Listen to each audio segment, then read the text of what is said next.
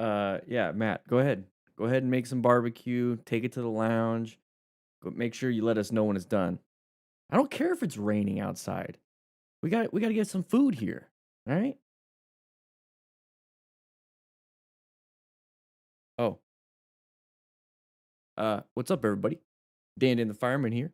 Welcome to the firehouse. We're gonna have a ton of fun here. We're gonna be watching some motorcycle crashes, and we're gonna be doing some crash reviews. In the meantime, let's go ahead and start packing that class in. Have rider All right, aid guys, we'll get started real with soon. skill. Okay, so we're going into a corner. What do you think is going to be happening here? Squirrel? Where? So limited line of sight. Slow down. Great. So we got a blind corner coming up. Yeah, we're So gonna get guys, started real soon, into a everybody. blind corner. What should we be doing? We should be in orange stage. We should be going around this corner as smooth and slow as what we can do. Woo! You know, slow look, press and roll. We slow down before the turn. Where's everybody We go where we from? need to go. We Where can't see is very far. everybody It's from? kind of a problem. We press the initiate counter steering, and we're going to roll on that throttle on the way out. Okay, we can give it a little bit of throttle during the turn to maintain our speed around the turn, because while you're turning, you're starting to shed some speed off. Maybe like 1 or 2 miles an hour per something feet. I don't know. Damn, I'm it's not a raining scientist. outside. Pretty Thing is, crazy. we're going to start losing some speed going around a corner, so you give it just a teeny tiny bit, and that's called What's up, maintenance. Nicholas? How you doing? Tobias, We're gonna woo, keep from moving right Sweden. here. Love seeing where you guys are all from. What is that? What happened there? What happened with the whole Germany, back and California, slipping and sliding? Scotland, What's Northern doing this? Canada. Holy crap, Brian. How cold is it there? What's happening there? You saw his front brake. Okay, so what do you think he's doing with his rear brake? Maybe he's Grim beer. pressing it a little hard. Now, Make why sure are you we guys thinking hit that about like this? button. Thinking about I'm that. going We to see you crossed guys the in crosswalk, we're going class. backwards. I'll see you guys What do there. you think would have caused his rear tire to slide out? So too much rear brake. Why are we putting too much rear brake? Maybe we're panicking. Scarlet a little area bit. code, start letting people in class. Let them know where it's at. I got to set up. We now are starting to realize, oh crap, we're going too fast for the corner, so we're going to give it a lot of rear brake. Now, what do you think a lot of rear brake really means? Okay, it's your right foot. What else do you do when you're out driving? Okay, you use your right foot for the accelerator, you use your right foot for the brake. So in your car, if you have an issue, what do you do with that right foot? You start to really press harder and harder and harder and harder. You could do that in a car. On a motorcycle, you give it harder, harder, harder on that rear brake. Guess what happens? It's only about 20, 30, maybe 40% if you're on a cruiser, probably 10% on a really nice sport bike. You give it too much, you lose traction. It's not going to slow you down. And now that front tire is going to get more and more weight, right? So now it's even less weight on that rear tire, so you're going to start slipping and sliding. So that is a big problem when it comes to motorcycle riding, is that people panic with that rear brake. So you need to have good front brake pressure, progressive brake pressure. But then how do we prevent that in the first place? Slowly press and roll into a corner. It's a lot easier to add more speed on the second half of that corner, especially if you're just commuting. We're not here trying to go fast. We're not here trying to do the first half fast, second half fast. We're trying to do the second half and exit out. Okay, we're just trying to maintain speed and exit out. And if we have to, decelerate before the turn. We're not here trying to race. Okay, so I have a feeling too much rear brake, starting to slip and slide a little bit. What happened there when it did this? So when it did this, that is the tire regaining traction. So what do you think he did as a motorcycle rider? Maybe released a little bit of that rear brake and then it regained traction. Okay, so now we got good traction again, right? But man, is that going to do that to you and really freak you out, right? So now you're starting to have a little bit of a panic.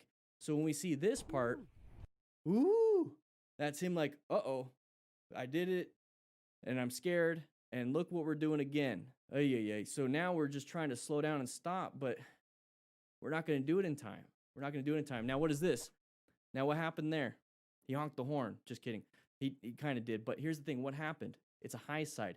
So now it started sliding this way, grab traction, and then we flip over.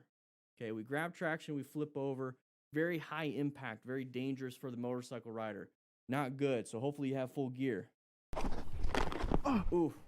No. Hitting. No. Okay, so here's the thing. Sonny Bono died when he ran into a tree skiing. You know, Liam Neeson's wife died from a brain bleed skiing, hitting a tree or hitting her head on something. So we're over here riding. No. And we're going 20, 30, 40, 50, 60 around a corner. We hit a tree on our head. Even with a helmet, guys, we're going to start having issues. We could possibly have that coup contre coup. We really will. We're going to have massive concussions, contusions, bleeding all those different things when it comes to our brain. Okay, loss of cerebral spinal fluid coming out of our nose and ears. Guys, we can have some massive issues. Don't let this happen to you. Oh, it's a beautiful bike. It's a cafe. Oh, man. Beautiful. Thank you so much for Cardo for sponsoring this channel. Make sure you click the link in the description. It will automatically apply a discount. It's an amazing product. Check them out. Links in the description. See them. So we're moving. Oh, what do you think that was? What do you think that was, that first part? No. What do you think that first part was? No, God. Is everybody showing up? Everybody coming in? You got it? All right, cool. Hey, everybody. Welcome to the channel. This is DanDanTheFireman right here. You can just call me Daniel. Thursdays, we have a ton of fun. We kind of, relax a little bit. I'm going to try something a little bit different. Towards the end of the stream, I'm going to go ahead and make it a members-only chat. I just kind of want to see how many, members are here, crew members. I want to see how that's all happening and how everything's going on with that. Let's see how talkative you guys are. I see Christopher Clark, Gordon Miller, Heavy Harris, Michael H., Koala Bat, Ken, Prodigal Stranger. You guys are all here. It's awesome. It's awesome. But if you guys want to be a member yourself, click that join button. What's up, F1 fan? How you doing? You love my videos? Thank you. Appreciate it. Yeah. Blue Bandit, how you doing? Man, before every class, I still get a little nervous.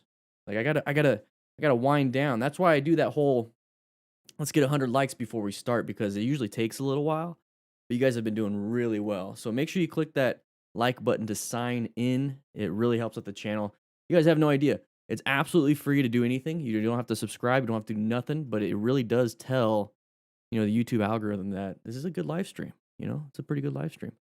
So remember, guys, we do this every Tuesday and Thursday at 3 p.m. Mountain Standard Time until, they do daylight stuff. Then it's like Arizona time, because Arizona doesn't do that crap. I hate when they switch time zones. It makes everything all screwed up. I don't even know when they actually do it. Lived in Arizona my whole life. When did they do it? Class? When did they do the whole daylight saving stuff? I never understood it. I heard it was like about farmers at the beginning. I don't know. Oh yeah, James, you stream on Twitch? Yeah, I was thinking about doing like a restream, I was thinking about streaming it to Twitch, to Facebook, maybe even LinkedIn if they let me. Too much coffee? No, I mean, caffeine kind of gets me. I'm drinking a little Diet Mountain Dew, but earlier today, got some caffeine in me. Had a lot to do today. Been thinking about, what to do with the Patreon. I have a ton of fun with, the gear giveaway. We're doing that gear giveaway every single month, $800 worth of RevZilla gift cards every month. But we're thinking about new things. I was thinking about doing like take 5 of you under my wing and do a month-long weekly thing, maybe even daily, get complete access to me, text messages and stuff. Only 5 though, and maybe make that a thing, review your videos, go out riding. I, watch a 10-minute video of yours, and I kind of pick out certain points in the video. Just like, hey, lane position 2 right here would have been better because of that car off to the right. You know what I mean? Thinking about doing something like that. Maybe even you send me your video of just riding, and I edit it up, and I point out certain hazards that I would typically look for. I don't know. I'm thinking of things. It's like, how can I coach people when I can't even meet them? That's the hardest part. Is I absolutely love doing what I'm doing, and I love the situational awareness, fundamental skills, but I can't meet you guys. I can't. But I can't do it for everybody. So that's one of those big problems. And then I'm hoping at some point that those 5, maybe 2 of them, 1 of them, maybe becomes a mentor and a coach themselves. You know what I mean? I learned so much from you. Hey, Teodor, Morrisonu. Jeez, I suck. Thank you. I'm glad you're learning something. Dude, Robert, Lynn, this rain, beautiful. We needed it. Can I teach you to do a burnout on a Harley, Brian? No. I don't know how to do it, and I don't know. I just don't really care to know how to do it. If I need to get my tire replaced, instead of burning it out, I'm just going to go ahead and give it to the dealer. Gordon Miller, you think that sounds cool? I mean, there's plenty of consulting things out there, and that's just one area that I never really messed around with because I don't have a lot of time. But the way things are going, I might actually have some time. Yeah, Blue Bandit, it would, and but the problem is since it's like almost one on one, time costs, it costs money, and I'd rather do it openly for everybody else. But who knows? I might be able to do, I don't know. I'll think of something. I'll think of something. Dutch dash cam driver hotspot action. You love the way I teach. Thank you. And here's the thing. If you guys ever want to become coaches or mentors and everything, just speak from your heart. Speak from what you know. Don't try to. The problem happens when you try to talk about stuff you don't know, and then you start to make things, up to connect the dots, and that's where you get in trouble. The dots themselves, the stuff that you do know, they're true, but the little connective tissue kind of messes it up. So I stick with what I know: situation awareness, fundamental skills, what kind of gear I like to buy. Rescue rider, hey, 11 years firefighter EMT, teaching and mentoring. Now that's something I got to constantly work on. Plan to be instructor here in the UK, Blue Bandit, when I'm eligible. We'll be making sure people learn the smart rider. Yeah, make sure they become smart riders. Scarlet, yeah, I just crashed bushes. Hey, man, Peter K, I would love to travel. Love to travel. Nicholas Dunbar, you got your knee down before on a track? No, I actually haven't been to a track that we have like a track right here, like down the street, and I just haven't really done it. Don't really care too much about the knee down part. Knee down is just that's a tool, it's a tool to use. You don't have to get your knee down to get that low. But I've touched my knee onto the ground before, but it's not something I care for. My main concern is getting you from point A to point B as safe as possible. And at no point on the road are you going to need to have your knee down. At no point. If you're getting your knee down out in town or on the road, like public roads, you're going a little too fast.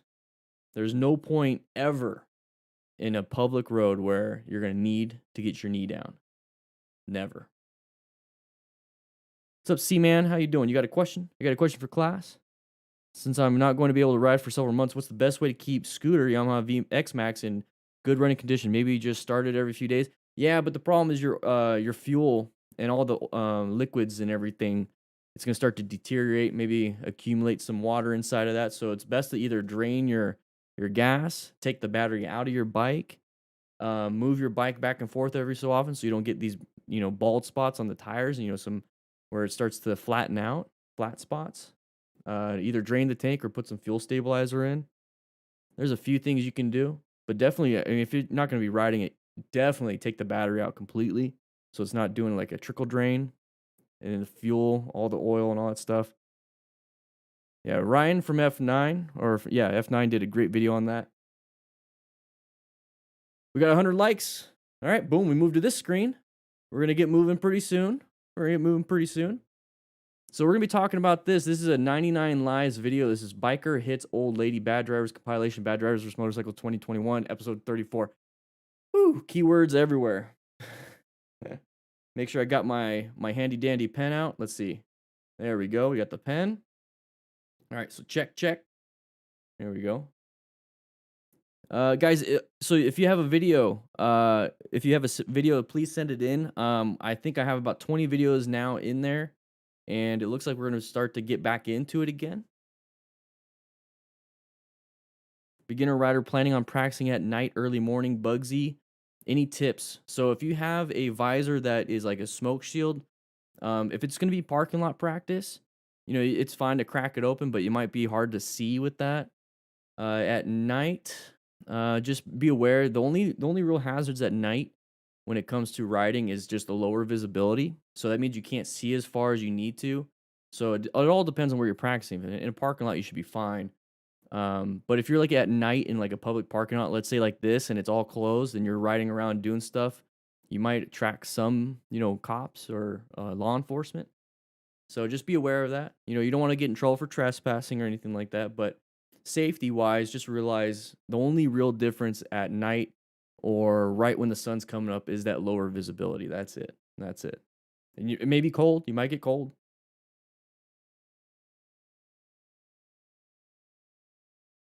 Can I send you a YouTube link video of one of my first novice rides last July? Yeah, Michael H. You know what? Go ahead and send it to that submission. But like I said, I'm thinking about doing something to where I can start reviewing singular people. If you don't ride and you've already found Dan, you're a step ahead of most of us. Hey man, situation awareness, it really helps out. 113 likes, guys. I'm absolutely blown away by how many people are in class right now. You guys are absolutely insane. Look how many people are in class. Look to your left. Now look to your right and say hi. You know, wave, shake each other's hands, and then wipe them down. Make sure you have your mask on because of COVID and everything. But I'm so proud of every one of you guys for being here. Remember, we do this every Tuesday and Thursday, 3 p.m. Mountain Standard Time. Shiloh, 16-year-old girl from Oregon, has always been my dream to ride a Yamaha R3. Your videos have taught me a lot about riding safely. Hey, you're starting real young. That's great. Just take the whole situational awareness thing with you. So, yeah, Oregon's a beautiful place. What part of Oregon, by the way? I have family near Portland.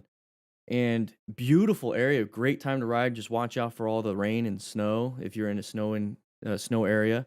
A lot of potholes and stuff like that. Just be kind of careful with everything. But the cool thing is, you can practice your situational. Salem, great, awesome, great.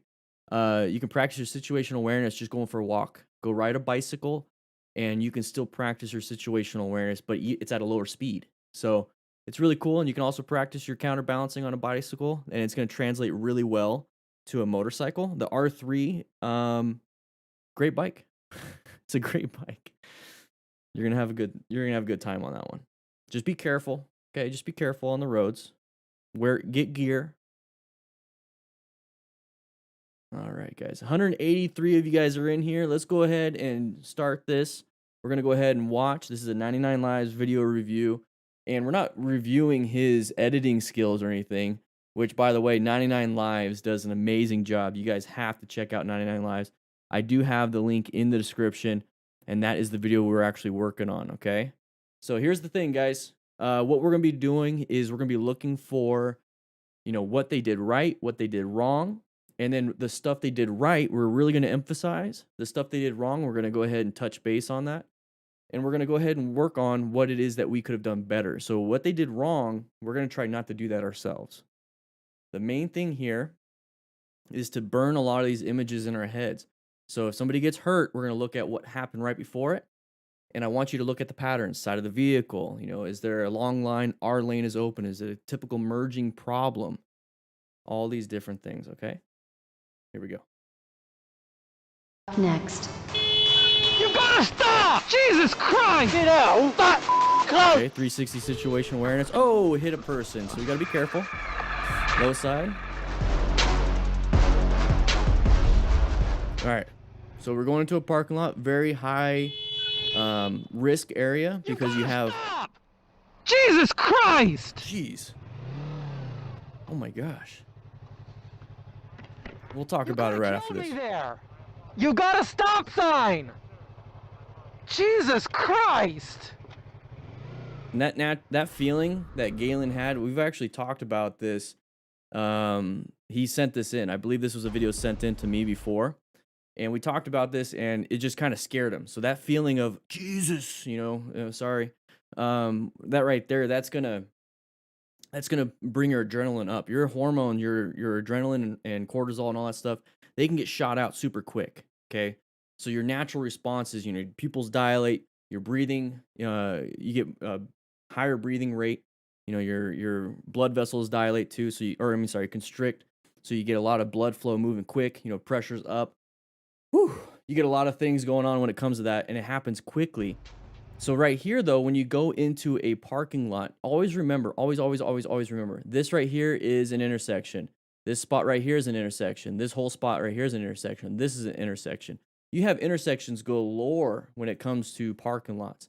Now, the problem with that is that you have a possible path of travel violation everywhere in parking lots. So whenever you're in a parking lot, please,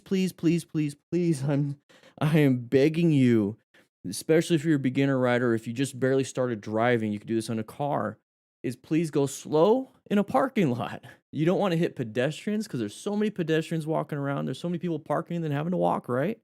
And then you also have car drivers that want to get out of the parking lot because they don't like it. So they're going to run stop signs. They're going to go against the traffic. You know, the arrows say only this way, but they go this way. They're going to cut through parking spaces. Be extremely careful when it comes to driving or riding in a parking lot, especially when you're riding, because you have stuff like this, okay? So this person is supposed to stop, okay? They're supposed to stop. We recognize that they're coming in. This is that side of the vehicle that I keep talking about, everybody. Side of the vehicle. Boom, right here. That means when I'm going this way and somebody does this, I'm going to hit them possibly. Be very, very, very careful. Please, please. So if you're in orange stage, you're already covering those brakes. You know, you're getting ready for escape paths. He sees this hazard. The horn maybe grabbed his attention. I'm not going to trust that. Don't ever trust the horn to do everything for you. What we have right here is we have a possibility of escaping by accelerating out or braking. The big problem here is we're in the middle of a turn. So how are we going to brake in the middle of a turn? Well, you practice that in a parking lot too. So you're in the middle of a turn, you learn to straighten it up, and then apply the progressive brake pressure. And you can stop pretty quickly at low speeds. But that's not going to help us right here. So it's always, always, always important to, when you're going into a parking lot, to see this right here. This is when we should start slowing down, especially if you see that they're not slowing down before that line right there. So just be careful. And if things don't go your way, here's the thing. Wear full gear. Be a smart rider. Use that gear. Acquire it and utilize it, please. All right. We're going to move on to the next one. You gotta stop! Jesus Christ! Scared me, oh man. Brown stage, baby. Me there. You gotta stop! apologizes. Sign. Jesus Christ! Hey, that's a fine reaction. I'm okay with that. All right, we're lane filtering. Watch out, pedestrians, especially bicyclists or dum-dums. Horn doesn't stop it. What is this person going to do when you honk the horn? Are they going to stop or are they going to accelerate quickly out? No one knows. I'm concerned. Yeah, that's fine. I'm concerned about this person. Are you okay? See, that's my only concern at that point. You know, I think we all have grandmas out here, or at least we used to. You know, my grandparents have died. But my grandma, if I see like if somebody hit my grandma, I would hope they would have given them the respect and really care for the elderly. You know, I would hope they would take care of my grandma if they accidentally did something. So whenever I see an elderly person, whenever I see, you know, something like this, I think of my grandparents. So think about that in more of an empathetic state. So here we go. We're gonna get to that. So we're going to be lane filtering right here, or we're going to go ahead and pass right here, and that's perfectly fine. So at this point, remember, we're in orange stage because we have intersections right here, but I don't see anybody, right? No sides of the vehicle, so we're good. We're still in orange stage, though, because you never know if somebody wants to gun it. Now, this right here, we have a pedestrian, or I'm sorry, a bicyclist.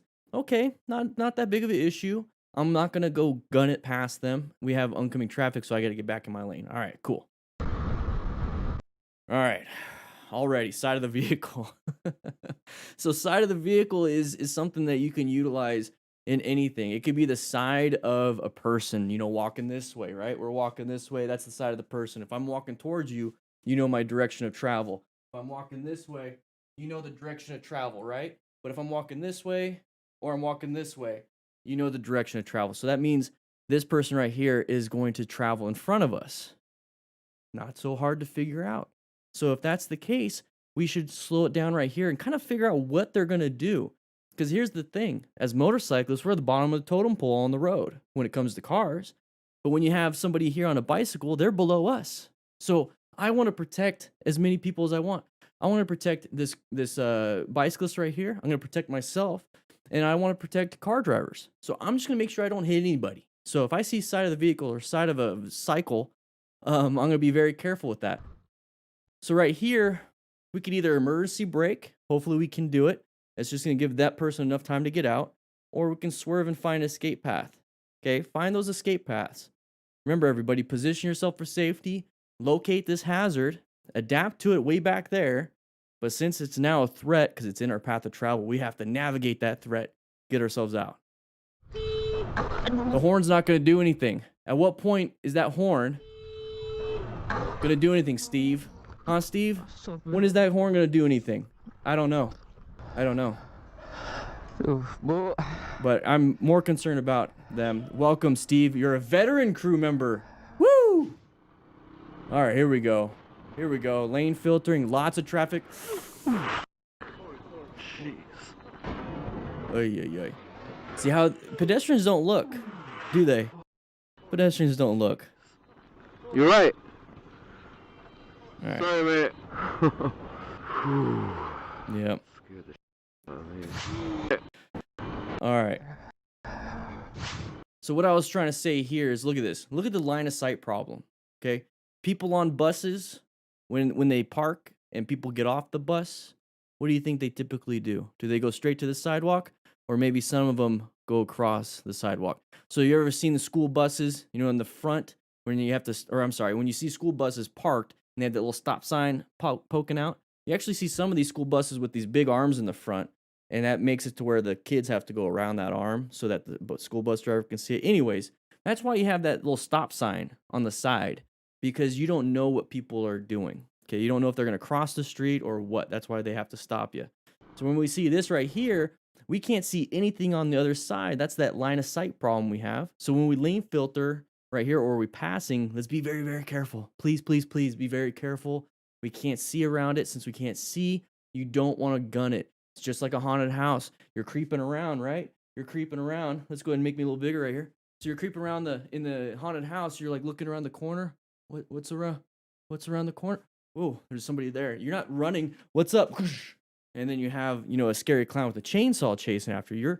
You're creeping out because you can't see around these corners. And I want you to do that with cars. Understand that's that line of sight problem. So right here, we can't see anything. So what can you do? Can we utilize the whole road? Can we utilize the fact that we are late, or we're passing? Can we do this? Can we go around just a little bit, or do we have to do this? I don't know. It's probably in the UK code. Somebody in the UK, write in the comments if I'm wrong. But that's kind of what I would do. Thankfully, he's not hurt. But real quick, we don't have to worry about this guy. Get out of the way. Get out of the way. All right, what's over here? Lots of side of the vehicles. So why do we have to gun it? Why do we have to go fast? We don't have to. He's not going fast. But what I'm trying to get at is, look at this. Let's not get too close to this kind of stuff. All right, anyways. Moving on. 232 people in class? How come only 133 of you have signed in? Click that like button, everybody. Sorry, man. Scared the shit out of me. Okay, one sec. We got Grimbeard. Grimbeard is a local, I'm sorry, not a local, UK D-Different crew member, long-standing member. Grimbeard, how you doing? Always gives good insights. UK, Londoner. If you're on that side, you can use the whole width of the lane. Boom. Thank you, Grimbeard. Once again, appreciate it. Scared the shit out of me. All right, we're moving forward. We're going 30, not too bad. There's that side of the vehicle. Good braking.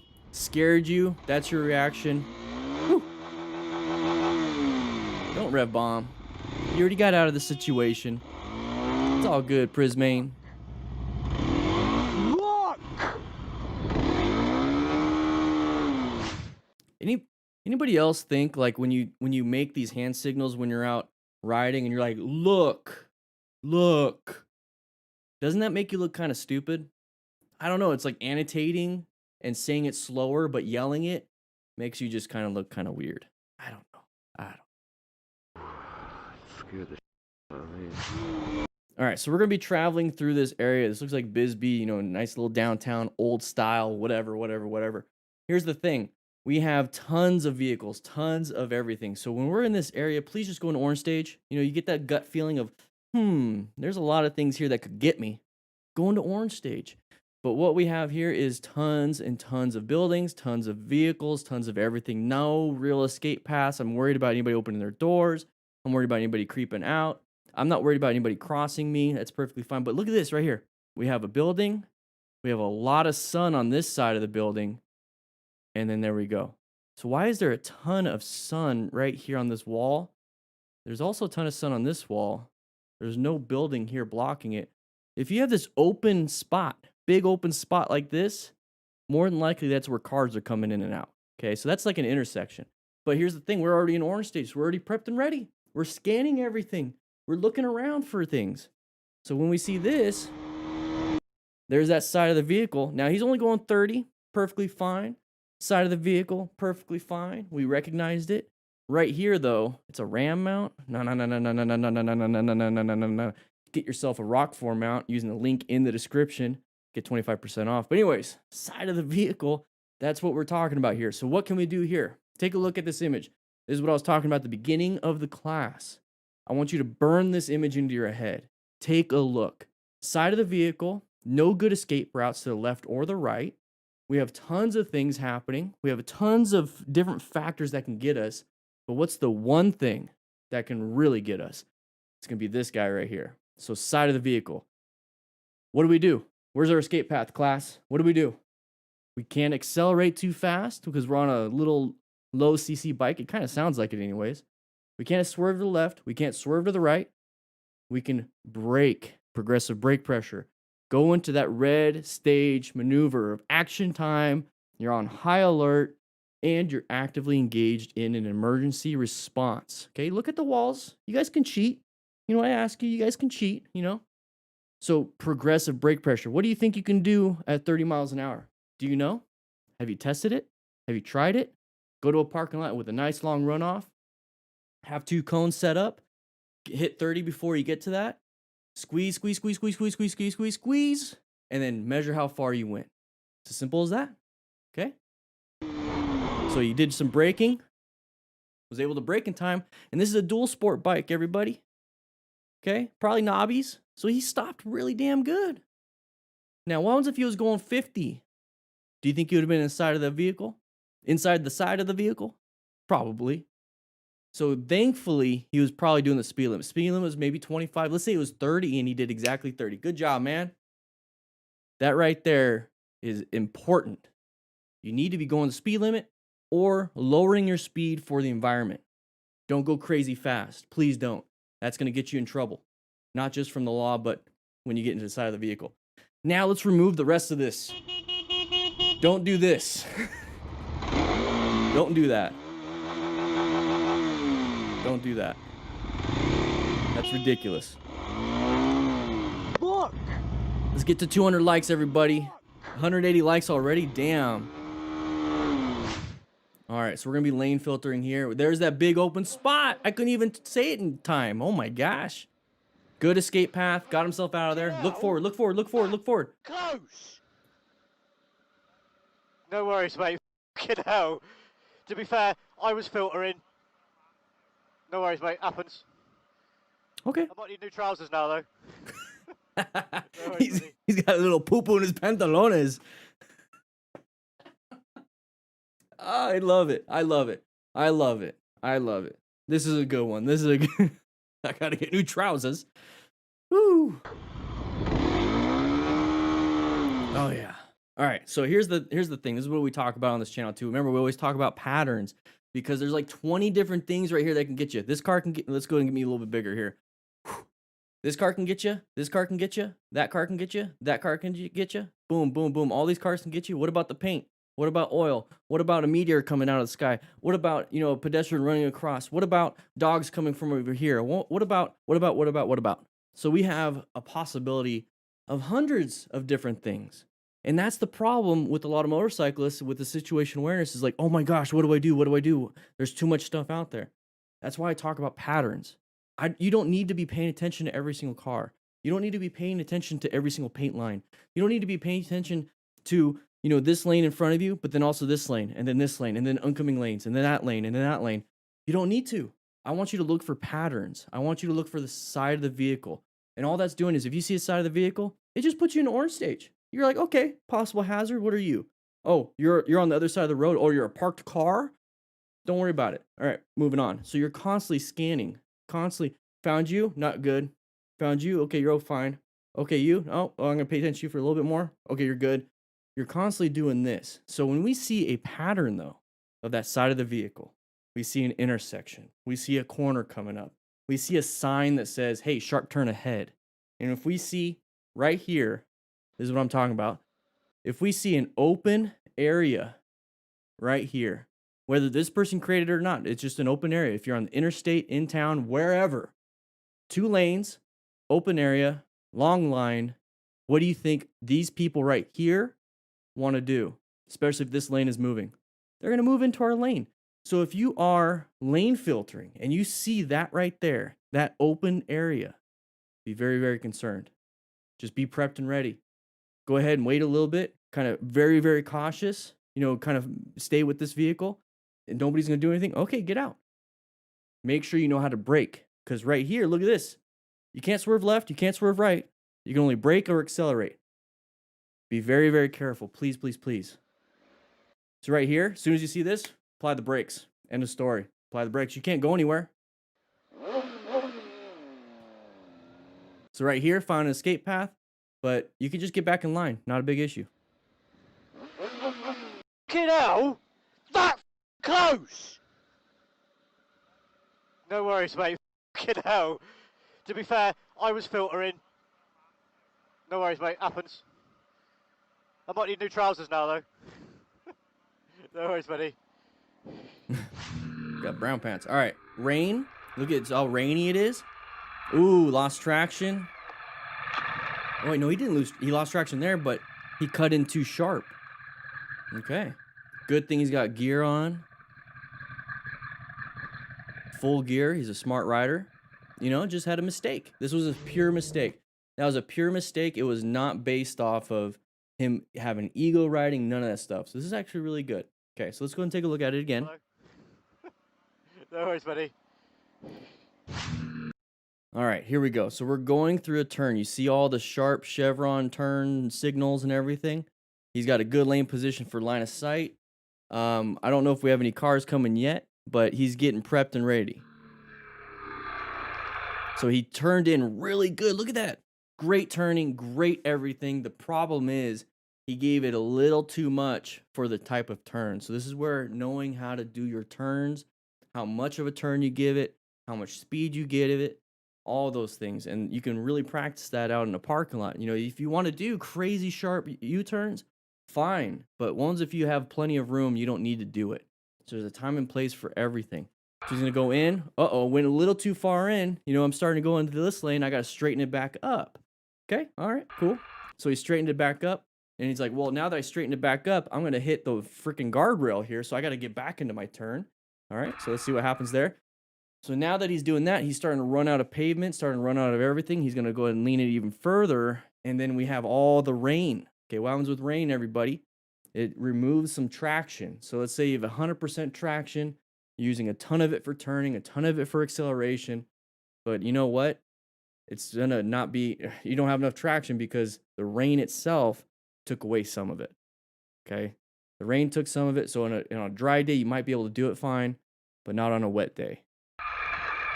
There's that low side. So you have that impact to the whole left side. So you have your knee, your hip, your foot strapped underneath it. You have your shoulder, you have your elbow, possibly the side of the head. Guess what, everybody? We have armor here. We have armor here. We have a helmet. We have hopefully hip armor if you have a good set of gear. If not, that's fine. You hopefully have a big tushy. But then you get knee armor. And then foot armor, as in boots. And then you also have gloves. Thankfully, it was very low in speed. And he's got full gear, so he's perfectly capable of not getting hurt. Yeah, implicit, I think the car. All right, so we're riding around right here, getting some speed, 50, 60. Oh, got cut off a little bit. Good thing this rider right here, though, the good thing is he didn't try to follow. He was riding his own ride, recognized there was a hazard, got himself out of it. Now, who's at fault here, everybody? Take a look. Who's at fault here? Who's at fault? Think about it.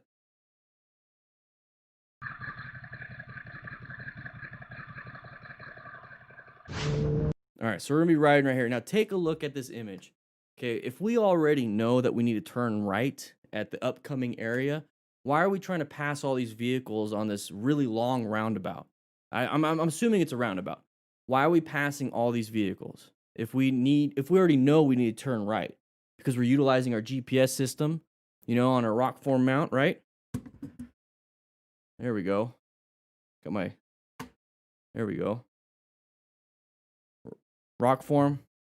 Got magnets. Anyways, I know you guys are saying like there's some stuff in the chat, but whatever. Anyways, why are we passing? Why are we passing?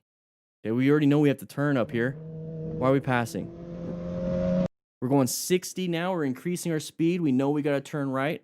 So why right now are we like, I'm going to cut in front of this car? Why? Just go behind them. Non-issue. Non-issue. But nope, we're going to go ahead and cut in front. Is this smart? Now, let's say you're ever in this situation. Let's say, whatever. Let's not do any of this stuff. But if we're ever in this situation, accidentally, how about we just keep going?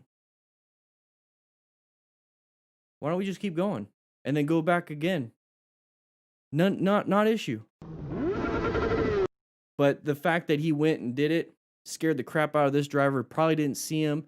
And we're getting pissed at this car driver because you almost hit my friend. Right? That's not right. But one thing I do like from this rider, outside of getting pissed, is that he didn't try to go too. Typically, you see somebody do something dumb, the other person does it too. I like the fact that he's like, no, I'm not going to do that. Maybe he's talking to him on his headset saying you're an idiot. But right here, oh man. So lucky.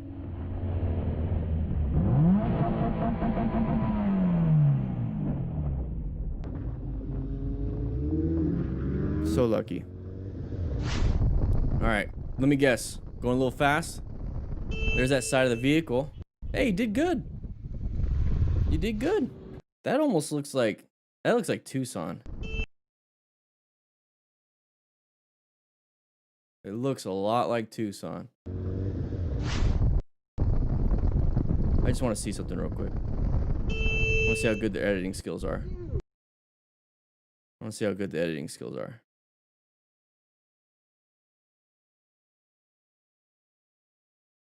Haha, you can't blur it out. You missed a frame. You missed a frame. I can't tell how fast he's going. Anyways, let's go ahead and start on this one. All right, so we're riding around. We're going through an area. It looks like there's a house in the mirror over there on the right. So we're kind of in, I don't know, a residential neighborhood, maybe on the outside. And we're going to go ahead and start traveling. Soon as you see that side of the vehicle, okay, are they supposed to stop? Yeah, probably.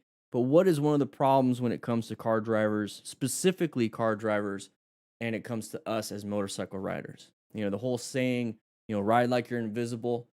I don't like that saying. I like to ride like people can't see me. That's as simple as that. I'm not invisible. I'm not invisible. People just can't see me. Okay, there's a big difference. If I was invisible, I can do whatever I want. I'm not. So I can't do whatever I want. People just can't see me. That's the thing. So as soon as you see that vehicle, you should already understand people can't see you. You should also understand side of the vehicle. You should also understand what side of the vehicle, possible path of travel violation, meaning somebody's gonna get in front of me and I'm gonna T-bone them. Possible. Okay, intersection. Once again, we talk about patterns here. Patterns, intersection, up here. Pay attention. Orange stage. Orange stage, you're prepped and ready for anything. Your hands better be over that brake lever. Not squeezing it yet. Not squeezing it yet, but just kind of covering it. So that way you reduce your perception and reaction time a lot. And then you also reduce a little bit of that braking time, which equals total stopping distance. Okay, pay attention. Pay attention. Don't do this. Car's at fault. Yes, I completely agree. Car is at fault. It is. That's Massingale. Massingale Road. I knew. It looked like Tucson. Yeah, the car's at fault. Should have stopped at the stop sign. Doesn't matter though. All right, riding big group ride. Oh, as soon as you see that dust, somebody crashed. Get your trauma kit out. Get ready. You got trauma training, all right, guys? Double check him. Okay, everyone's walking and moving. Non-issue at that point. Looks like there might have been a fire. Okay.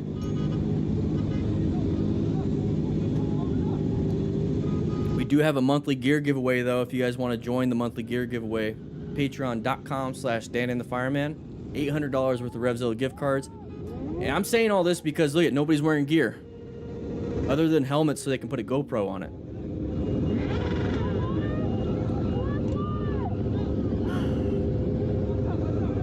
Anybody like riding these rides? Like these group rides? Let me see in the comments if you like riding group rides like this. I'm just concerned.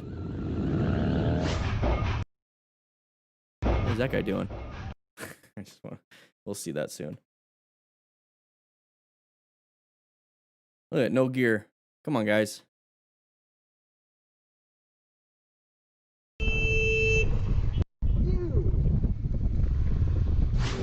All right, so just take a look at this image. This is the group ride, basically etiquette of a stunt ride. This is why I don't do it. I don't like the fact that everybody is so close, disorganized. Chaos means I can't predict anything. It's chaotic. When there's rules in place, I know what somebody's going to do because they're following the rules. I don't like it when it's chaotic. That means safety is just thrown out the window because I don't know when these people are going to swerve. I don't know when they're going to stop. I don't know when they're going to do a stunt. I have to be paying attention to every single thing because every single person is a potential hazard now instead of staying staggered and doing what they're supposed to be doing. So if you think about that, that's what car drivers feel. And we don't want car drivers feeling like that about motorcyclists. Not all of them, anyways. So right here, though, you know, this is their culture. This is what they do. It's up to them, their responsibility if they get hurt. But I don't like this. I want you to burn this in your image or into your mind. This image into your mind. If you're riding in a group ride and you start seeing some hooligan stuff and you don't feel comfortable, just take off. It's not a big deal. We don't do that here though on the crew. All right, so right there, you see the big dirt. Okay, it could be smoke, it could be steam, it could be whatever. But right there, as soon as you see that, that is that uncommon thing in a common situation. You got to be very careful. Hopefully you have a trauma kit. Maybe you can rescue another rider, or that's a good opportunity to take off. I don't know. But this person's telling everybody to stop with his hand up and everything. All right, so we're going to get further here. Now, everybody wants to race to it. This person over on the far right was gunning towards it. This person just dumped their bike. Look, it almost fell, almost ate it.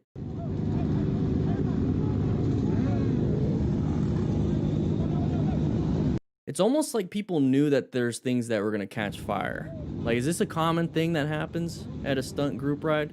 Somebody let me know. Let me know. But take a look at this whole group. Nobody is doing anything when it comes to, you know, a structure, a rule set. And that's perfectly fine if you guys want to do it. It's perfectly fine. I'm just going to let you know there's a lot of risks associated with it. Lots of risks.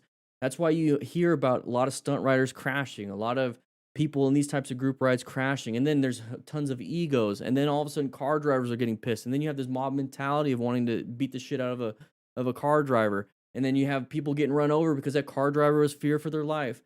Guys, this is the big problem that I see. It's a lot of risks associated with it, and I don't want you guys doing that. I mean, okay, I don't want myself doing that, and I have full control of myself. I don't have control of you, but just realize you have a possibility of getting very seriously hurt in one of these group rides. So at this point, you don't see anybody hurt. You don't see anybody, you know, having injuries or anything. It's just the bike having an injury. So how do we stop fire from spreading? Well, we have plenty of grass, possibly dirt. Start smothering the fire. You don't always have to throw water on the fire. You know, you just have to reduce the chance of it moving. So I kind of want to get into fire chemistry and everything, but basically the fire tetrahedron. Okay, so you need oxygen for fire, you need a fuel source for fire, so more than likely it's the fluids, and then you need the chemical chain reaction, and then you need heat. Okay, so the chemical chain reaction, well, that's just the pyrolysis and everything. What about heat? Well, fire is already producing. You got hot parts on a motorcycle. Can't really do anything about that until it cools off. Okay, so what about the fuel source? Okay. Can you get rid of the fuel source, which is going to be the fluids? Probably not. But what about oxygen? What about oxygen? Okay, smother that crap. Reduce the heat with water, but smother the crap when it comes to this fire. Put dirt on it. There we go. Gave you a little extra.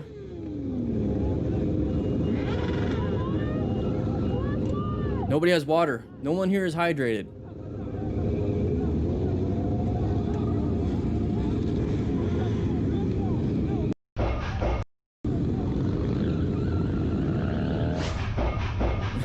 I think this is just a fun thing.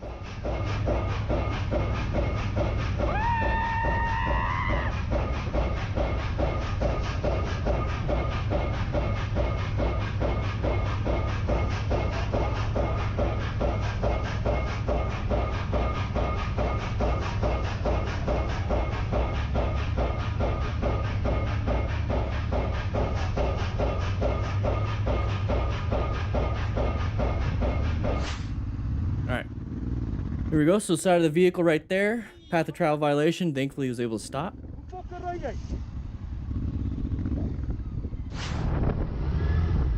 right. Side of the vehicle once again. Intersection. Be very careful. Left turn. Oh!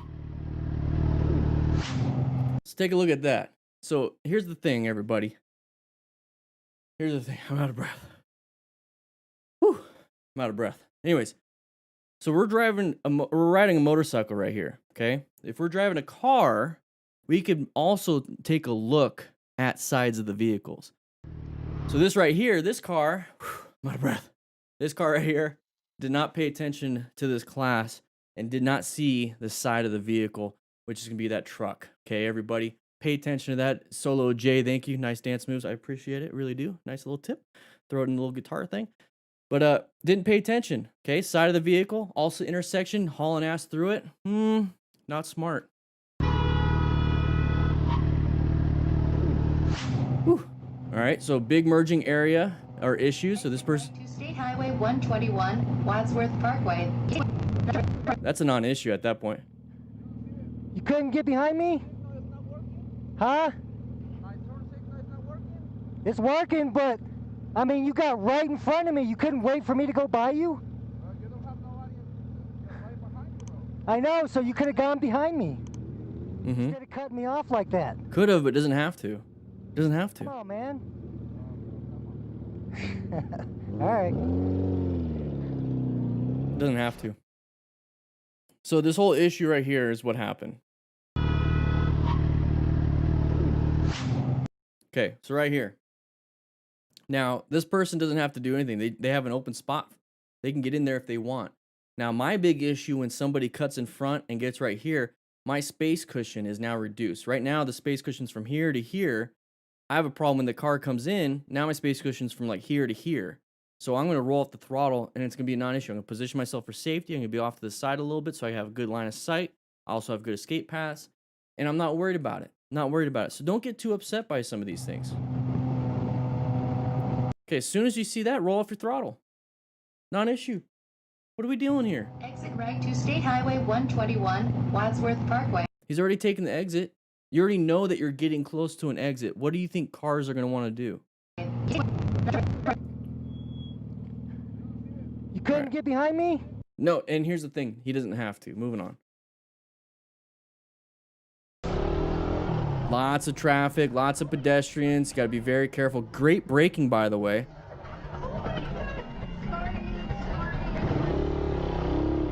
So here's the thing that really saved this person is the simple fact that we are going at a slow speed because the environment dictates kind of what we've been doing.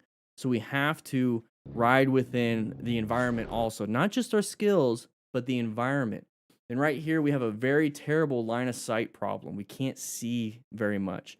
So, and you also see a bunch of pedestrians here getting food. So what do you think people are going to be doing around this area? Crossing the street.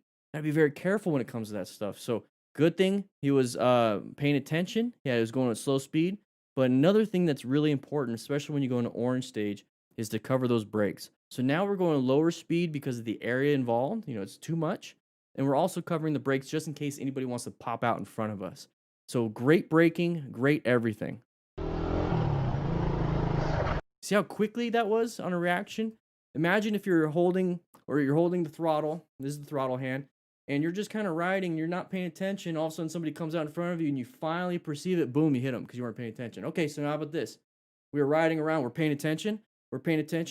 And now somebody comes out in front of us. I got to reach for that front brake and then squeeze it gently to allow progressive brake pressure and then squeeze even more and more and more. I still hit them because I didn't stop in time. So now, instead of not paying attention, let's pay attention. Now let's cover those brakes and cover the clutch just so we can remove power to that rear wheel if we need to. Plus, if we stop on a dime, we don't want to stall. As soon as we see this person come out, Squeeze and then squeeze. You reduced so much wasted movement by paying attention, going at a slow speed, and covering the brakes. Juan Pablo, don't make it a habit to cover them all the time, only in orange stage areas, because you want to have a full grip on your handlebars, just in case something happened. All right, same thing. Oh, uncommon thing in a common situation. What saved him, everybody? Write in the comments what saved him.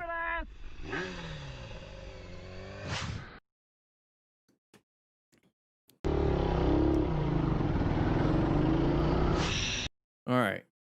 You can already see it right now. It's a one-lane road. One-lane road. You have one vehicle here, and you see the headlights over here. If there's headlights on this side, they're probably passing. You guys, do you understand, basic road, anything? I'm saying that like, I'm almost saying that kind of mean. I'm sorry, everybody. What I'm trying to get at is, when you see this out in real life, you understand what it means, right? Because a lot of people are telling me, in the comments sometimes, why are we talking about this? This is common sense. But here's the problem. Common sense isn't very common. So I feel like I have to explain some of these things. Plus, on top of it, we have a 16-year-old from Salem, Oregon, probably doesn't have this life experience that we have. I'm almost 34, everybody. Almost 34. Been driving professionally since 19 years old. International Association of Professional Drivers had to pass that certification class for fire trucks and for any other medical service vehicles. So these are things that I've learned in the fire service. Just little itty bitty things like this. Just a little pattern, little itty bitty patterns. You already see this. Okay, what are you going to do? Are you going to run into them, or are you going to roll off the throttle and then move over? So we're right here in lane position 2. There's 1 and there's 3. What are we going to do? Are we going to stay right here and just be like, what's up, dude? Doosh. No, we're not going to do that. What we're going to do is adapt. So right now we're in lane position 2. We're going to plan our rides. We're going to position ourselves for safety. Lane position 2 is a great position, but guess what? We located a hazard. So since we located a hazard, we have to now adapt to that hazard. Now, do we adapt to go this way? Because that's where the vehicle's going. No. We adapt by just shuffling ourselves over lane position 3. Simple as that, non-issue. If the vehicle's still in our roadway, well, now we're going to have to navigate that threat because it became a threat. The only time you're on the shoulder is when you have to navigate a threat. You have to do it as an escape route. You don't ride it on there. So what we're going to do is now navigate the threat by doing an emergency swerve to the shoulder, and boom, boom, boom, done. It's as simple as that. Plan your ride. Now, it really is as simple as that. But one of the things I want you guys to really think about, that's not a 2, is that since we're right here, a lot of our problems can be gone by just positioning ourselves for safety and adapting to any hazards we located. Literally, just moving over solves so many problems. Moving over solves a problem. Moving over solves a problem. Move back to lane position 2 solves a problem. Guys, just constantly adjust where you're at on the roadway to adapt to any hazards. Could be a pothole. So in this situation, the only thing that's going to save us is if we move over to lane position 3. And then since we're right here and this person still stays right here and they block off this whole area, we could just go over here then. But if we stay right here in lane position 2, we have to swerve farther. If we move to lane position 1 to be an ass, we have to swerve farther. So get yourself out of that position in the first place.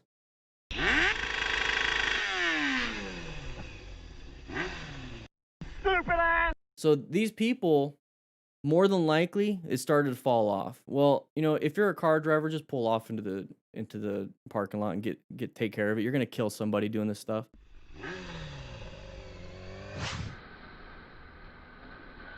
Merging.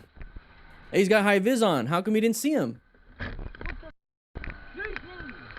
How come we didn't see him?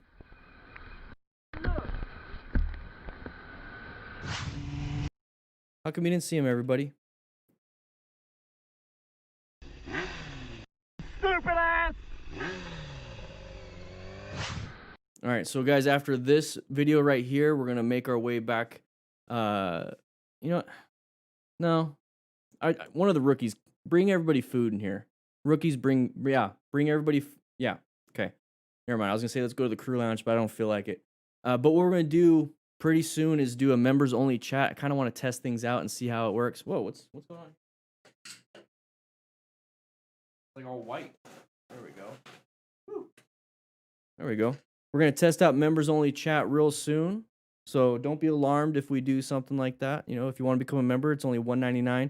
Helps out the channel so much. So right here, we're gonna have an emerging issue. Almost a non-issue, but here's one thing I want to point out. Okay, it's kind of hard to see. He's got high-vis gear. High-vis gear. How come we didn't get seen? I don't know.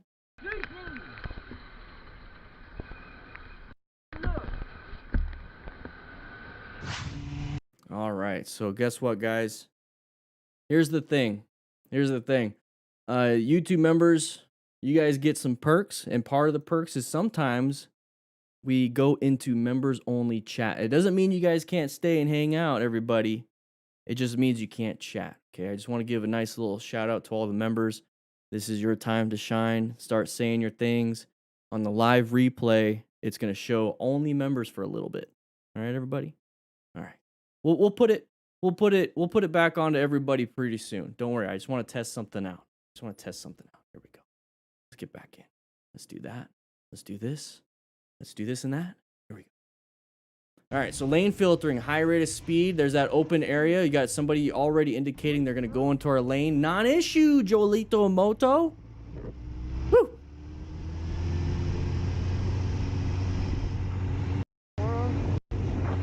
Non-issue at that point. You should understand that that is a possible hazard when you're out riding and lane filtering. All right. This way it's a little bit easier for my moderators. I did get a DM just now saying that, you know, things are going a little too fast. You know, we're going to work on things. Don't worry about it, guys. All right, everybody.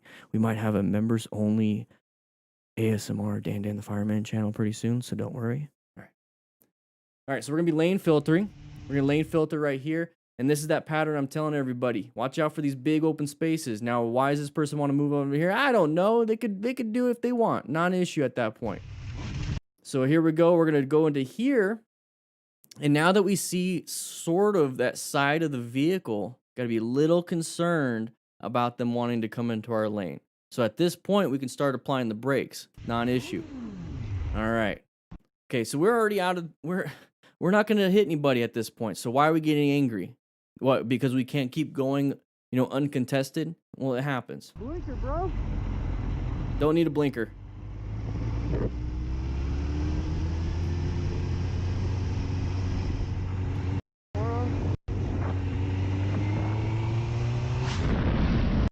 All right, we're just doing a members only chat for, let's do 5 videos. I just kind of want to see how everything goes. So these next 5 videos, it's going to be members only chat. So that's 1 down. Here we go, everybody. Woo! Here we go. Side of the vehicle right there. Already see it. Good swerve. Great swerve. Get yourself back in. I want to see more of that.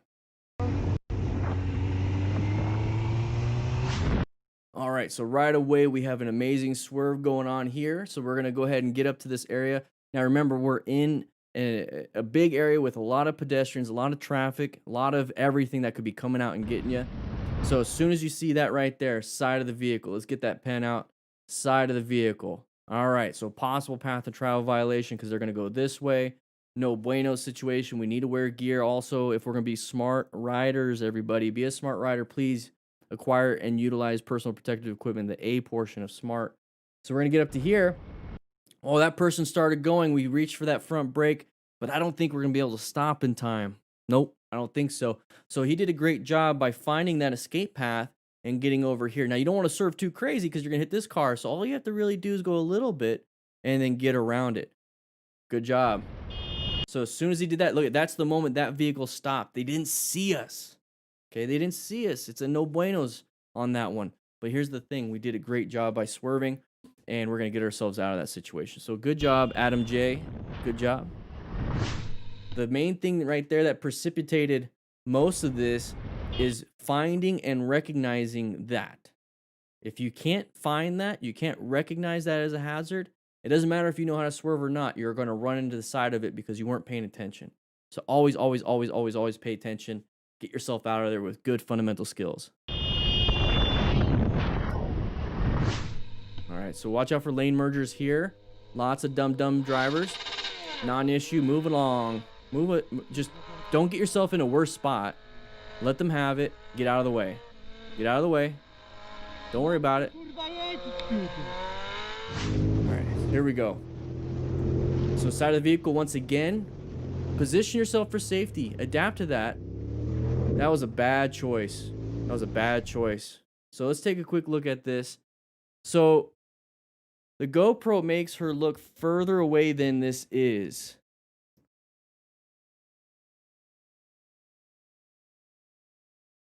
I ride all the time with my GoPro on Super View.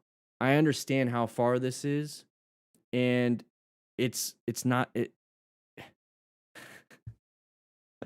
I don't even know what to say. I really don't know what to say. This right here, you should have seen it ahead of time. Come on. I'm trying my hardest to be nice here. Here's the problem. Just take a look. We already see the side of the vehicle. Okay, it looks much further away. That's perfectly fine. They're not in your path of travel yet. So how about we roll off the throttle right here? Just kind of coast through it. Let's say we're going 45. Let's go down to 40, 42. Okay, that's it. It's not going to change how much time in your commute. It's not going to mess you up. So just go ahead, roll off the throttle a little bit and kind of wait and see what's going to happen.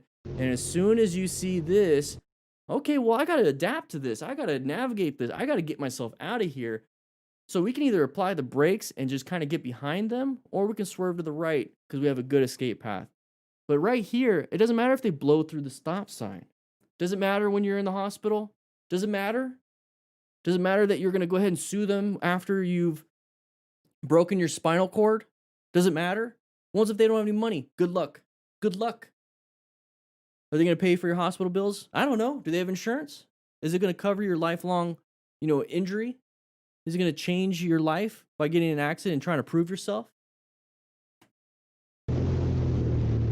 Who cares? Swerve to the right. You serious? Maybe. Maybe I am. All right, so we got that side of the vehicle already. It's an intersection. We should already understand this. Maybe our vision was obscured by the sun. I don't know, but everybody, we understand side of the vehicle already. You should be prepped and ready for this. Find your escape path. You can go this way. You can apply the brakes. You should already be covering the brakes because you're in orange stage. All right, moving on. You serious? All right, what are we going to have here? We got a merging issue right here, I bet. Brake, get yourself out of there. Non-issue at that point. All right, watch out here. What's going on here? We're going to be turning, so cornering is very dangerous. Whoa!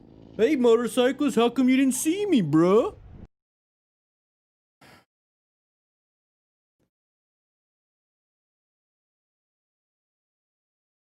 All right. We're going to be riding around here.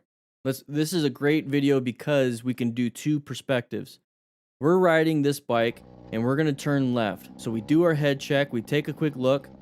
There's the head check. We're looking at our peripheral, and that's going to save this rider because he's going to notice that somebody's going to try to pass him. So he saw that happening. This guy's being a little dumb, okay? Big dumb. Shouldn't be doing that. But thankfully, this motorcycle rider did a head check and didn't just go. So that person could have easily killed us. Now let's go back just a little bit. Now let's take a look at this. We're riding. Let's say this is a car. We're that guy in the back. We're that big dumb back there. This right here is a car. Let's say this car is going to turn left. Why are we passing right here? Because you obviously understand that this car is slowing down. So if you are in the back and you see a car slowing down right before an intersection, what do you think that person's going to do? What do you think they're going to do?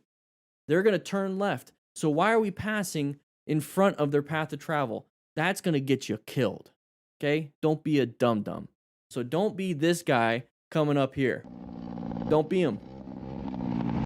Don't be him. We're passing right in front of an intersection. I don't care if it's another motorcycle rider. Why are you guys passing other motorcycle riders anyways? That's kind of bad etiquette. Yeah, double lane or double pane in line means no passing. Okay, whatever. It's America, freedom. You can do whatever you want. But the big problem is, your freedom's going to get you killed sometimes. Okay, your freedom to do what you want is going to get you killed because you're going to have this intersection right here. Somebody's going to want to turn left, especially the vehicle in front of you, right? And you're going to pass in front of their path of travel. That's kind of stupid. It's kind of stupid. Don't be that stupid. All right, so we're moving here. We have an intersection. Whoa, good braking. Saw that uncommon thing in a common situation right there. You don't have to talk to him. Don't have to talk to him. Oye, hombre. Hey, hombre. Tenga cuidado, pues. Ay, no te vi. Ponte lente, pues, weón. Saco wea. Galo caca. Viejo culiao. Just real quick. So we're going. That person's supposed to stay in their lane. Now, I want you to find that pattern. As soon as they start to turn a little bit, that's when you apply those brakes, and that's what he did. Good job. So as soon as he saw that, looking at me, boy. I don't like it. Apply the brakes. If you have to, swerve left, swerve right. You got to find that out. But applying the brakes is a good one. Boom, there it is. Did a good job. All right, we're going to move on past that. We don't need to talk. All right, side of the vehicle. Just careful. You don't know what they're going to do. Oh, get out of the road. Oh, I hate it when people do that. I hate it when people just sit there and like, what are you doing? And they're just kind of like doing this to the person. Like, ah, blah, blah, blah, blah. I hate that. Get out of the road. Move with a purpose. You're going to get hit. This person might not hit you, but the person behind you that thought you were going, now's not paying attention, boom, hits you. Get out. Stop. So we're going to go. It's green for us, okay? Okay, Scarlett? Jeez. How you doing?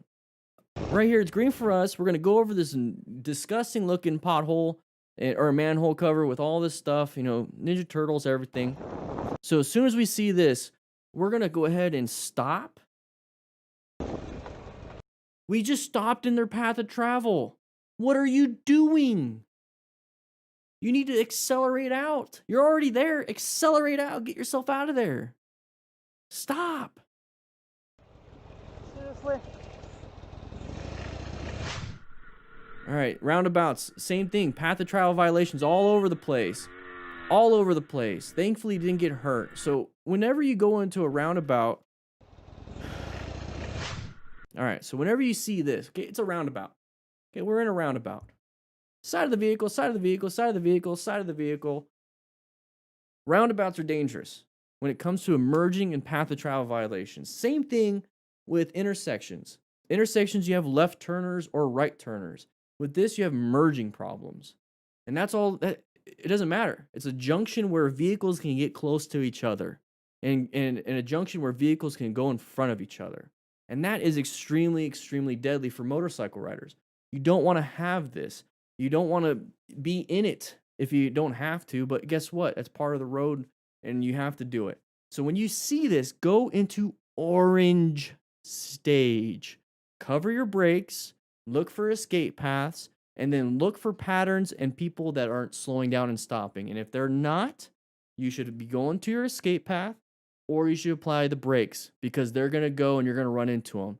Motorcycle riders strike other vehicles. These vehicles pull out in front of us because they're idiots and they're not supposed to be doing that. But the motorcycle rider is the one that hits them.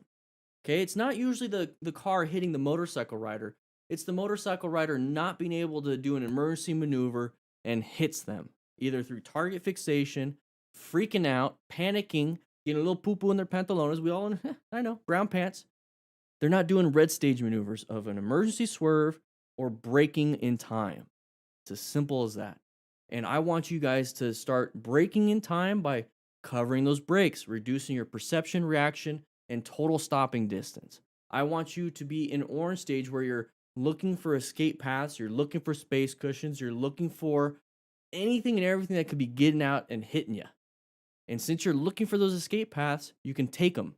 You're constantly finding new ones because you're constantly traveling. You have your hands on the brakes when you're going through these areas, so now you can brake and swerve if you have to. So this shouldn't be an issue.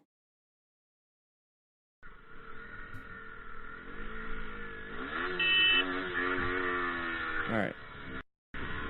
Whoa. Whoa, we're skipping frames like crazy. The heck was that? I think YouTube didn't like. I think somebody didn't like what we're talking about. All right, let's see. Let's go ahead and put everybody back in. Welcome everybody. Welcome back to class. Welcome back to class. Everybody can chit chat now. I just wanted to test that out. All right. Whew. Whew, that was crazy. Went a little nutty for a little while. Probably because I got a little amped up. I got a little too heated. Maybe it overheated the streaming software because I got a little crazy, huh? All right. Here we go. Probably. Side of the vehicle, intersection. Whoa! What are you doing? All right, move on. Just too hot, Blue Bandit. All right. Oh. All right, guys. I'll see you later.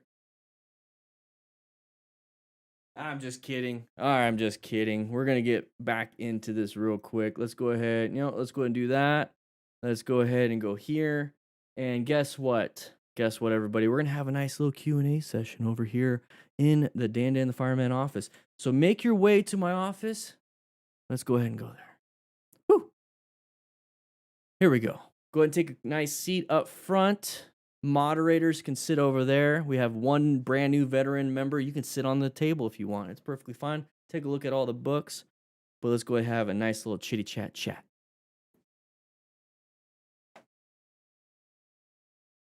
Boop, boop, boop. We're gonna have a chat.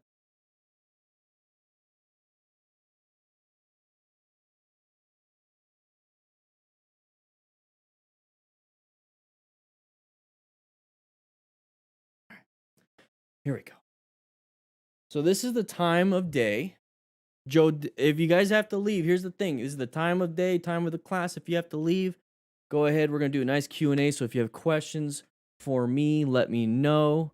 But before you take off, hit that like button. Just click it, and then you can take off because you need to sign in for class, okay? I'm sorry. There we go. Need a little bit more light in here. Do the floss. Let's see if I could do it. So it's like, I don't know how to do it. All right. I don't know what I'm doing. What am I doing? Jeez. What am I doing? You guys liked it? Oh, thank you so much. Oh man. Whew. Here we go. Yeah, make sure you guys sign in. Did I do it? I did it. Did I do it? I know it's not a dance class. Any thoughts on the Yamaha RS6? So Brian, guys, here's the thing, everybody. When it comes to a motorcycle is so subjective. The kinds of motorcycles are so subjective. The thing is, you need to figure out what it is you're going to use it for. So an R6, it's more of a, it's a sport bike. So are you going to be doing a lot of riding, and twisties? Or because sport bikes are meant to really get that good turning radius, and they have a really nice lean angle, and they have a lot of power for the weight. So what are you trying to do with an R6? What are you trying to do with a dual sport? What are you trying to do with the cruiser? What are you trying to do? Like, what do you want to do? Like, what is your main purpose in riding? If your main purpose in riding is just kind of, literally just cruising around, going in town, going long distance if you want, but you want to have a comfy seat. You like the fact that you're sitting back, kind of relaxing. You're not really tucked in for crazy aggressiveness, and you're not needing to turn left and right very hard. Get a cruiser or a dual sport. Maybe not a dual sport, but a touring cruiser. Maybe get something like that. But if you want to get something where you're gonna have a ton of fun in the twisties, and you're gonna have a ton of fun on any bike, if you're gonna want to get like really fast into the twisties, you want to go crazy, get yourself a sport bike. I don't want a sport bike.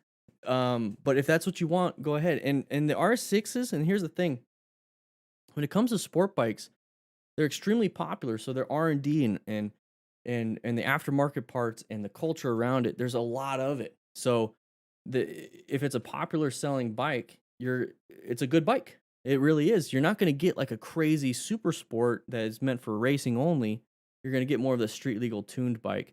So you're going to be doing pretty good on an R6. And R6 is going to at that CC rate, you're going to get, you're going to be fine on long distance, you're going to be fine in town. The problem with in-town riding, you're pretty much going to stay in second, maybe third gear, so you're not going to be able to utilize all the gears. When you're going, long distance, you can obviously use all the gears. But for me, it all depends on what you want to use it for. So if you live in an apartment downtown and you don't go anywhere because you're a college student, no reason to get an R6. Get yourself a 150cc scooter. Get yourself a Grom. Get yourself a Honda Monkey. Get yourself a Trail 125. Get a small 300cc bike because you're going to be able to utilize more of that. And especially if you're, you're not traveling, if you're a college student, you want to carry books. So maybe think about a scooter with a lot of, compartment space. So just think about all that. Adventure bikes, yeah, definitely the best of all worlds. They're the jack of all trades pretty much. And I love dual sports for that reason. Area code, my boyfriend is slowly beginning to like the thought of riding. He's 6'1". Should I suggest an FTR? He likes more naked cruiser style. The FTR is definitely a sport cruiser. At 6'1", he might feel a little cramped. I feel pretty good, and I'm only 5'6". So 6'1", if he likes the naked cruiser style, have him look, instead of the FTR, have him look into a Scout. An Indian Scout. Scouts are amazing bikes. Scouts are amazing bikes, and especially at 6'1", maybe he has long legs, so that forward controls would be good. Yeah. Think about that. And they're cheaper than the FTR.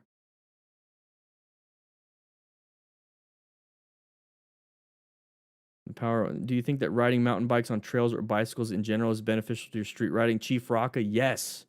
Guys, if you come from the mountain biking or trail riding or bicycle riding, you're going to be above somebody that has never ridden two wheels before.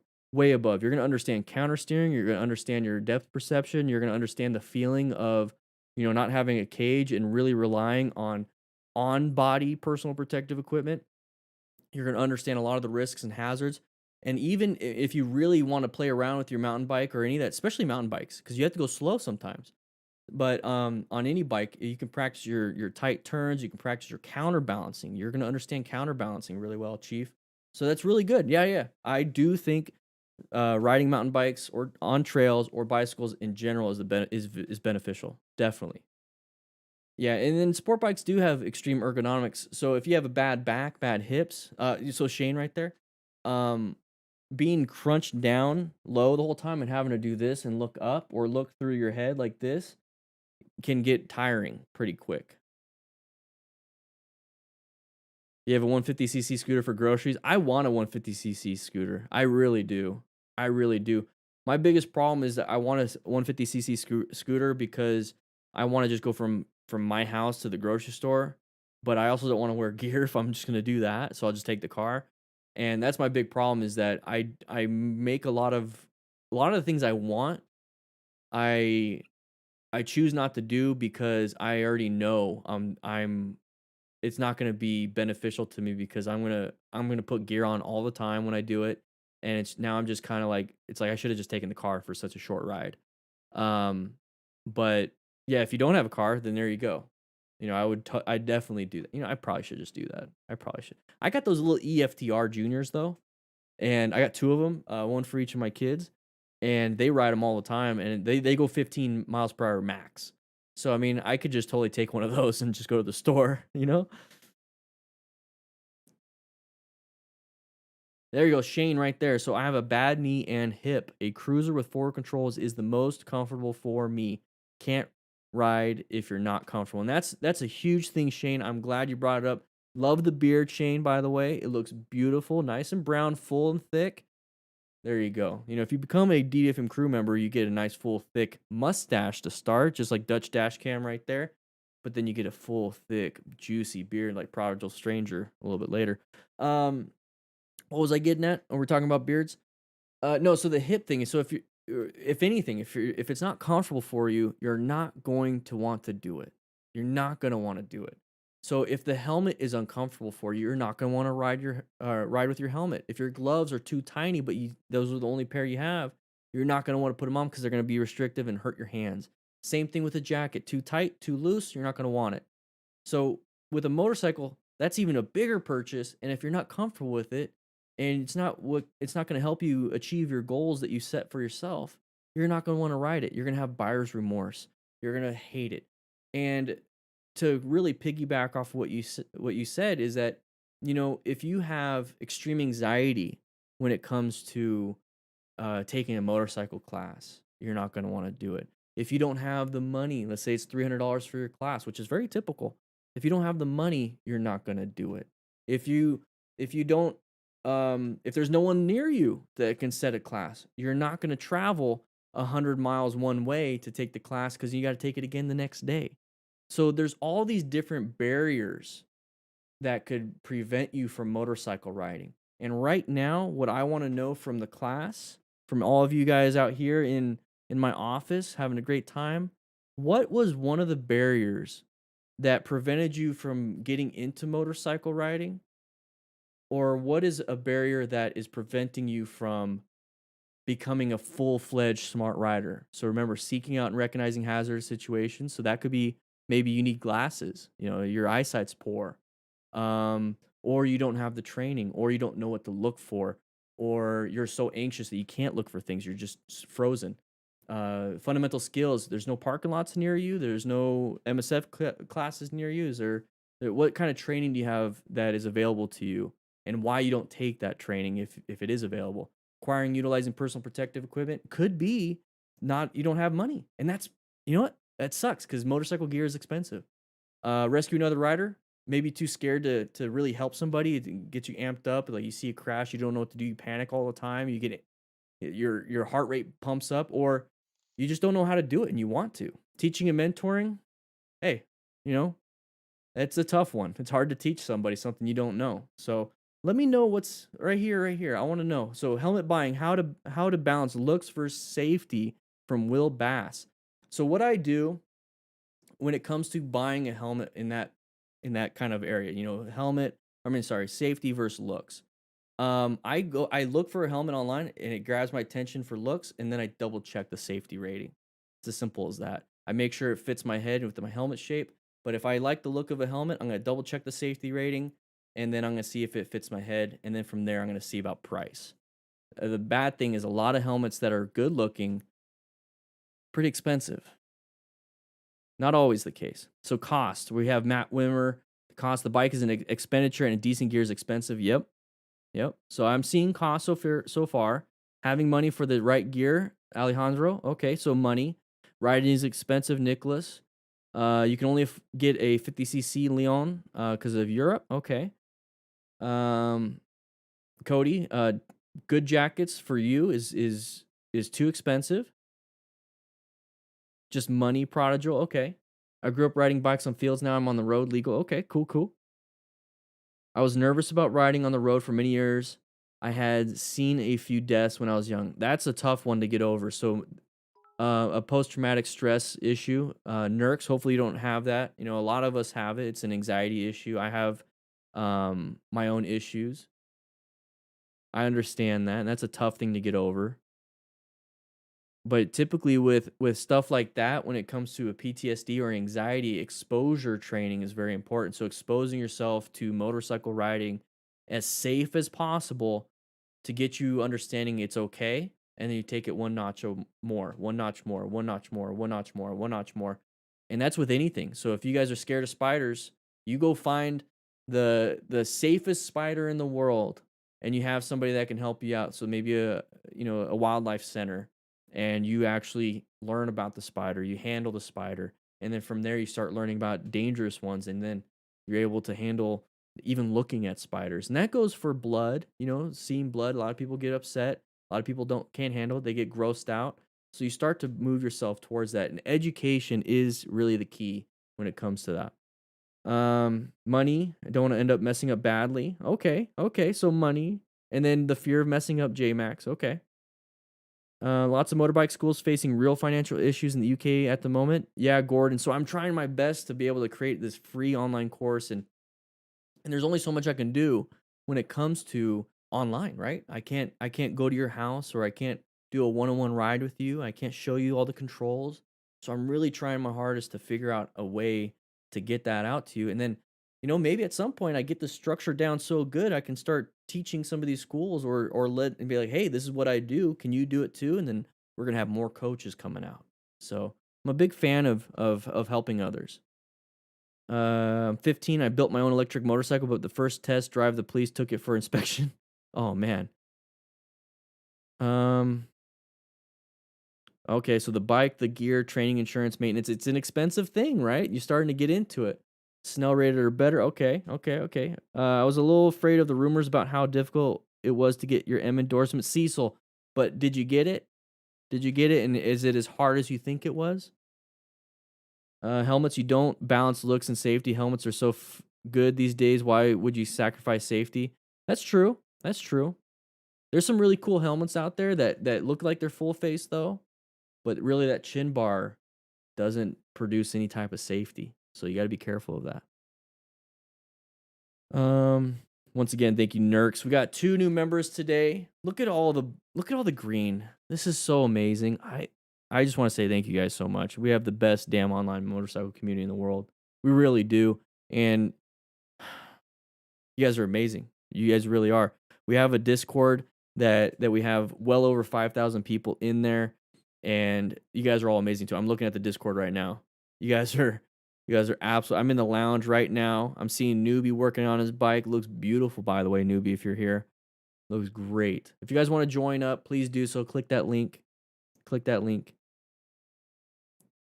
Let's see. I bought a pink helmet. Harley stopped saying hi to me.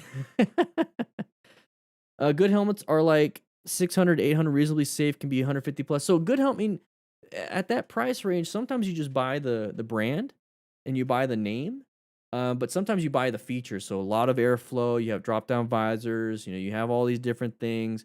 So for that price, you could get a good helmet, but there's definitely some great helmets for 150 plus. You can get a good helmet for 100 bucks, 150 bucks. Anxiety is the main thing for you near future. I still get a little even after 2 years of riding, mostly when cars are behind me. Being judged and fear of making a mistake. And that's just straight up anxiety, man. I get that all the time. I get that right now. I'm getting it right now. I got 195 people looking at me. And that's why I get nervous every single time I start class. I've done over 100 live classes and I still get nervous. That's why my breathing is so quick and it feels like I can't catch my breath at the beginning. I have to calm down a little bit. And I still get a little anxious too when I ride, guys. And this is one of those things. I've been riding since November 2011. Okay? Almost 10 years in November, I would have been riding. And I've already had many, many, many years driving fire trucks and ambulances and everything. And I still get a little nervous. I want to make sure you guys understand that you're going to always have that little bit of nervousness. And I want you to understand that that nervousness is your gut saying, hey, we're doing a dangerous activity. Okay, I want you to be aware of that, brain. We're doing a dangerous activity. We need to take proper steps to manage that risk. And that right there is your wake-up call of pay attention, pay attention, pay attention. Yellow stage, yellow stage, yellow stage. Orange stage, yellow stage, orange stage, yellow, yellow. You need to listen to that, okay? So near future, that's always going to be there, but don't let it control you. Blue Bandit, you want to be a franchise at DDFM? I got to catch up, everybody. Can I dab on stream? I don't know. One second. I got something right here. Oh, there we go. Watching your shows like Hanging with the Guys, No Pressure, Dan. We all love your content. Christian, thank you. And I'm thinking about creating, because we have these classes, right? We got these classes. I had an itch right there. We have these classes Tuesdays and Thursdays. I'm thinking about creating an extra live show, but it literally is members only that can chat. It's going to be open to everybody, but it's not going to be a class. If we could do something together, because you're saying you like the community. I love it too. That's why I really wanted to do like a a podcast live and stuff. But if you get like, what would you guys like to do? What would you guys like to do and talk about? Area code, are DDFM sweatshirts, hoodies unisex? Yeah. Yeah, they are. I believe that I'm 95% positive they are. Nikki's adventures. Nikki, she wears them. They're great. I built it out of mountain bike and electric conversion kit and wood for the plastics. James, you're highly skilled, man. That right there. Highly skilled, creative. You can think of how to put things together. What, are you gonna be an engineer? That's badass, dude. That's badass. That's unique, James. You're very unique. How do you keep from going from orange stage to brown? Dana Tricks 1999. I'm a new rider. How do you keep from going orange stage to brown? So orange stage to brown is because you don't have enough practice. Brown stage is a true panic. You don't panic when you have a lot of training. So in an emergency situation, when your body feels like there's something going on and there's an emergency, it goes to your lowest level of training. If you don't have enough training, it's going to go into a panic and do something that you think is right, but it really isn't. So that's why a lot of people smash that brake because they know they have to stop. The brain is like, we have to stop, and it knows enough to grab that front brake or smash that rear brake.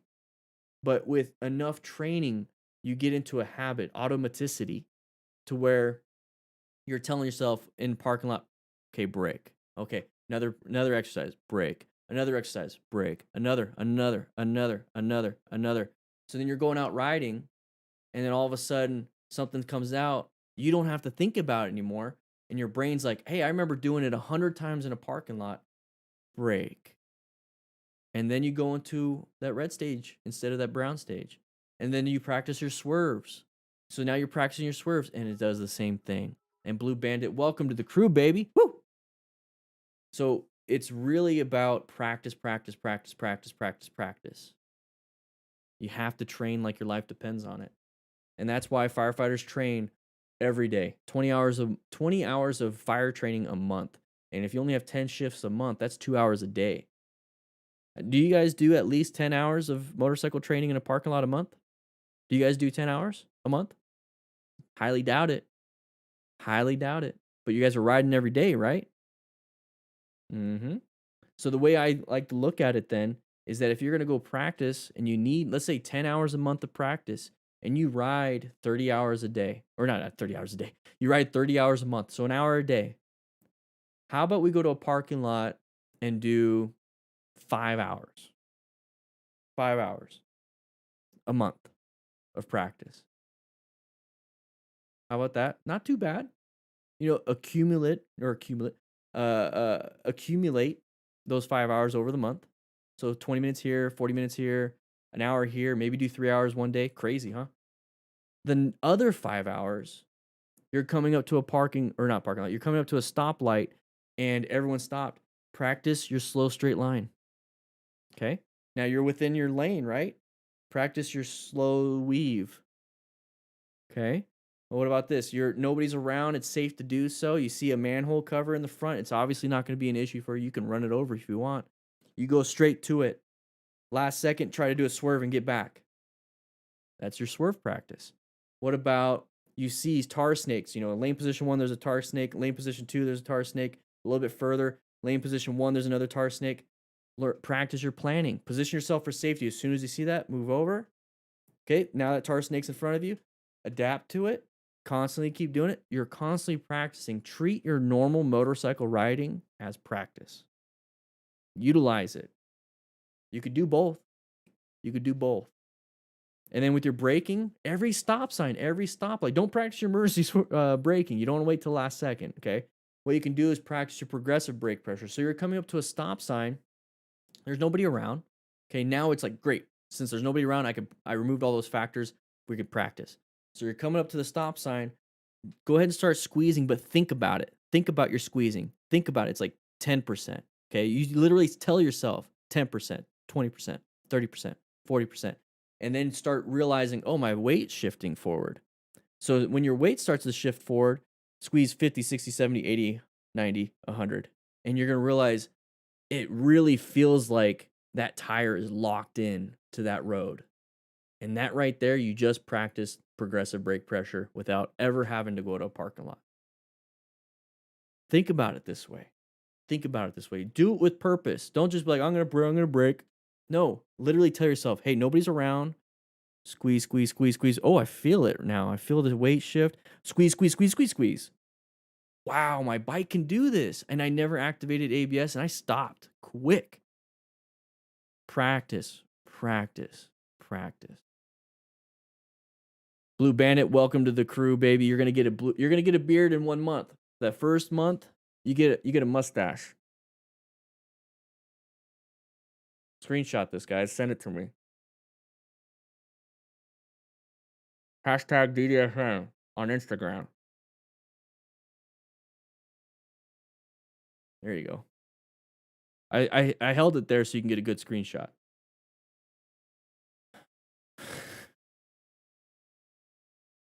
The things I do for you guys. The things I do. I follow, by the way, on Instagram, hashtag DanDanTheFireman, hashtag DDFM, and hashtag DDFM crew. So whenever I see one of your guys' posts and you don't really tag me at DanDanTheFireman, I still see them and I like them. I love them. Same thing with Twitter. I follow, or if you tag me, I'll definitely see it. So if you guys want to follow me on Twitter, I post a lot of the stuff that kind of happens in my life, and then you also get notifications for any of the live streams, or anything I find interesting. I like to retweet a lot of mental health things.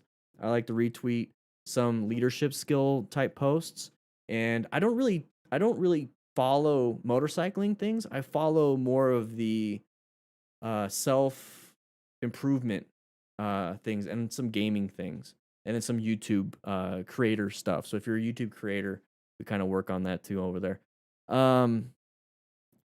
Fish hunt adventure. I'm making you feel better about your riding. What? I hope I am. Yeah, JB, you don't know how you feel about tonight. I'm sorry. Failed you guys. Failed you. What beard care do I use, Nicholas Dunbar? All I do is I wash it every so often, every few days, and I use like a dandruff shampoo for that. I don't put any oil in it, but what I make sure I do is after the shower, I blow dry it dry. That's really the big thing. You don't want to have your beard wet, because then when it air dries, like after for a couple hours, it gets gross. It gets real nasty, and then you start getting beard itch, because you have wet moisture in your beard, and your skin doesn't like it too much. So it's very important to blow dry. I blow dry it on cold though. I don't blow dry it on hot, because that's not good. Will you send it? I will send you some videos. See if you can use it. Dutch dash cam. Okay, yeah. Send it, guys. If you want to send me your videos, click that link right there. We're gonna go ahead and look over all those this weekend. But what do you guys think? I think I missed some of you guys' comments about what you guys would like to see when it comes to like a special live stream just for you guys. You know what I mean? Like a hangout. Because the problem is, like, I know a lot of you guys you have a lot of questions and stuff, but the other issue is a lot of you don't. A lot of you don't have questions. So if we do like a members only thing, it's just going to be us kind of hanging out, not really talking about much. And that's kind of what we do on the Discord anyways. So on Discord, we have a ton of fun. I see everyone here. Solo J, what's up, man? And then Newbie, Ravensthorpe, how you doing? Heavy Harris. Live calling Q&A with your... Hey, Chief, that's not a bad idea. That's not a bad idea. I got to figure out a way to do that. Now, I know some streaming software can allow that. I might be looking into that. Yeah. Oh, Yami Noob does it. I gotta contact him. Like, him and I are talking to each other. He wants me to go down to Austin and do a little meetup and go ride and make some content. I really want to. I really gotta put my foot down on that one and get it going. Maybe contact him, see how he does it. Google Voice number. Okay. I haven't seen one in a while. I definitely gotta check it out.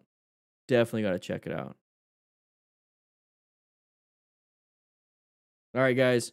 I gotta get going. It's 4:45 over here, and here's the thing. Here's the thing. I want you guys to swing by the Discord, have a great time. Please do. Lots of people in the crew chat right now. If you're a DDFM crew member on YouTube, you get access to everything. If you are in the motorcycle gear giveaway, you get access to everything. But I gotta go. I'm gonna take my doggo for a walk. All right, guys. All right. All right. I'll see you guys around. This is the Discord, by the way. This is the crew lounge.